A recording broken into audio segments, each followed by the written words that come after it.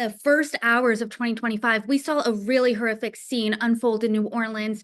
A man rammed his truck into a crowded street on Bourbon Street, bunch of celebrators. There was 14 people at least have died, over 30 injured in an act of terrorism. You're a representative from New York City. When you see this type of thing happen the first day of 2025, do you think there are increased terror threats in the country right now? Yeah, this was a tragic start to the new year, and our condolences go to the families who lost their loved ones.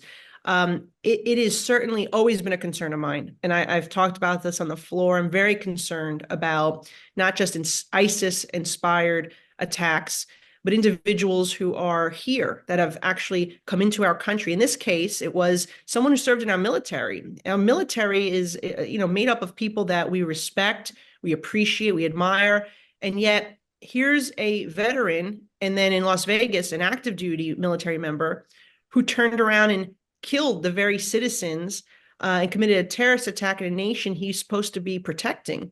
We have to look at that closely and examine what led to that, because that is something that is so scary and dangerous to think that our own military members and veterans would be committing acts of terrorism here at home.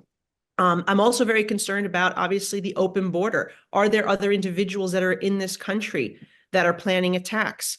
We know that we caught hundreds of people on the terror watch list at our border in the interior. 5,000 ISIS-K and Al-Qaeda fighters, terrorists, were released from Bagram in the botched Afghanistan withdrawal. We saw the ISIS-K fighter who turned to be a suicide bomber that killed 13 of our service members.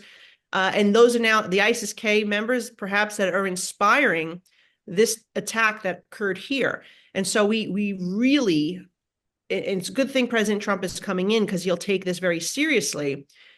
The FBI, the CIA, the intelligence community, we have to focus on the real threats of this country. And I have confidence that there'll be a shakeup at these federal agencies, particularly Department of Homeland Security as well, so we can secure our nation and prevent these types of attacks.